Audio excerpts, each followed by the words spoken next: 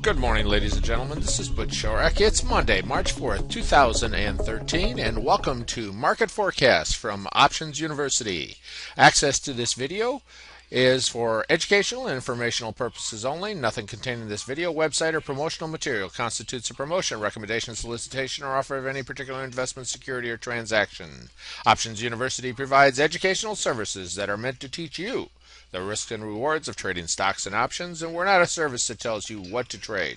We're not implying or guaranteeing any profit, and as always, do not trade with money that you cannot afford to lose. Looking at the week that just took place, looking at our major indexes, the Dow, NASDAQ, S&P, and the Russell 2000, we see for the week that all of them were in positive numbers, not big positive numbers, but positive numbers, except for the Russell 2000, which usually is our leader at this point, showed 0.2% loss for the week.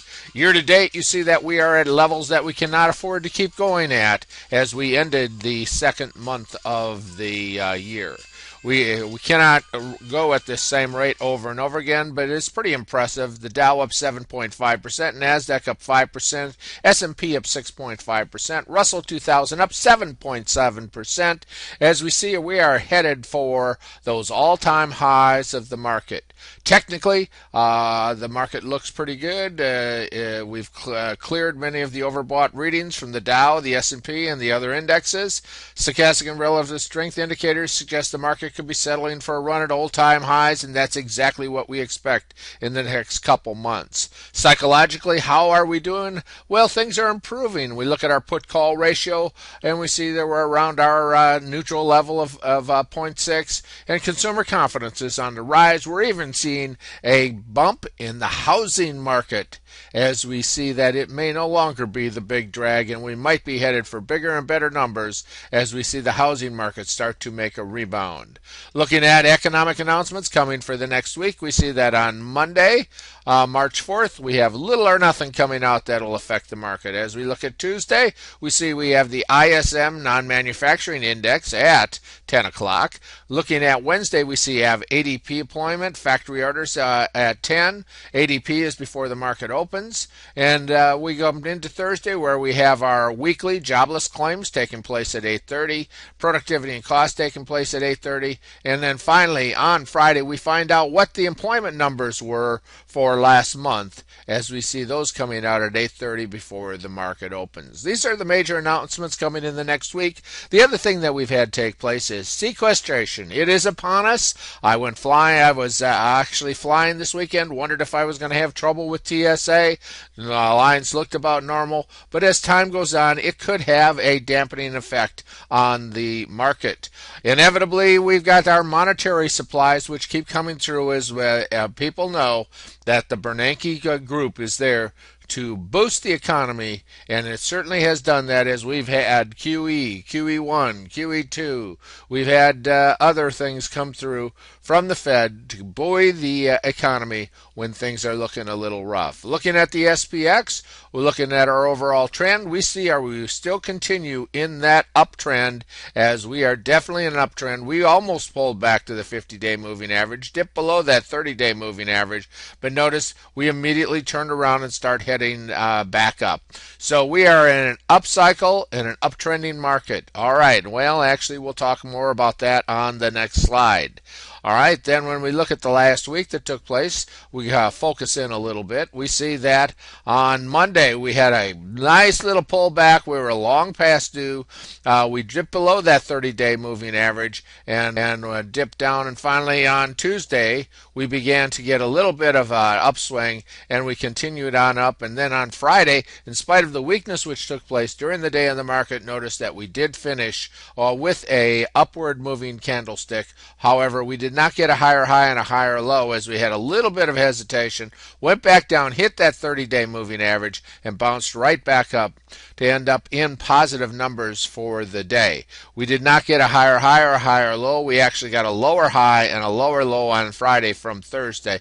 So we are in a bit of a down cycle. We'll see what happens this week. Looking at the futures, which came out begin Sunday night, we see the futures are down a little bit coming into the opening. opening for the second week in the month of March. Let's take a look at the Dow, and we're looking at the Dow. Actually, it's the first week when you consider the fact that there was only one day in March. When we look at the Dow, we see that looking at the Dow, it had very much the same type of movement in it.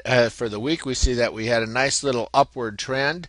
We had a higher day on Thursday than on Friday, and we look like we're poised to break up into new highs, as the Dow is just a small way away from all new time highs. NASDAQ's about 3% away from all-time highs, and we can expect that in the next month or two. It's exactly what we're going to do, is we're going to break into new time highs as the economy is showing great resiliency, and consumer confidence showing great resiliency in this market.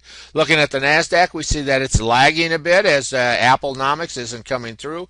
Actually went down to the 50-day moving average, and as the week went by, had very much the same pattern as the rest of the markets. However, notice it's not at previous highs in any way, shape, or form, as there's a little lagging taking place out of the NASDAQ, and most of that can be subjected to Apple, which has such a big position in the NASDAQ. Looking at the Russell 2000, looks very much like the NASDAQ, but notice that as the week went on, we got our nice movement up. Taking a look at the VIX, you see that the VIX shows us that there's not a great deal of fear in the market, as we're spending most of our time in the low teens, actually going down as low as 12 down here. And notice that for the last year, we're basically in an area that is on the low end of the overall market, spending that time there, showing us not a great deal of fear in the market. So now that we have an idea of what's going on with the overall markets and the indexes, let's take a look and see what the different sectors have to tell of us. The first one we're going to look at is we're going to look at the bond market. As we see the bond market, as the market pulled back this last week, had a nice little jump up, and that is no big surprise, as we would have expected that.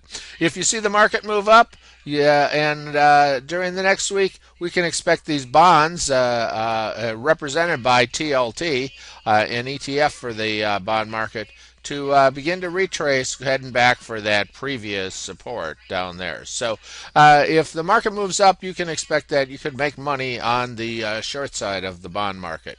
Looking at our financials, XLF, our ETF for the financials, we see that it is basically following the overall market, and we see that we're moving up, headed towards previous highs. And as the market breaks up, one would expect that the financials will follow right with it, as the banks have the support of Bernanke, which of course makes them certainly more desirable, in spite of the fact that they are now nowhere near all-time highs. Looking at the oil, we look at the USO, which gives us an indication of the oil market, and we see that it is plummeting, even though we don't see gas plummeting at the stations. We see that oil has been in a definite entered into what we would call a downtrend. All right, and finally, let's take a look at gold at safe havens. We would expect that gold would be not all that in demand, as there's a good demand in the market. And taking a look at gold, we see that that's exactly what happened. As the week went on, the market rebounded, gold pulled back. So we're not anywhere near all-time highs in gold. So that's the market that took place during the last week. That's looking at our different sectors in the market. And for those of you that are gold members, stick around. We'll take a look at our stocks to watch, and we'll look at our SPX, Apple, McDonald's. And for those of you that are not gold members, if you'd like to see more free videos, so you can go to www.optionsuniversity.com/free-gold. So this is Butch Shorak. It's Options University. It's Monday, March 4th, 2013. Gold members, stick around. We'll be happy to go through the remainder of those stocks. For the rest of you, thank you. And we're in that month of March.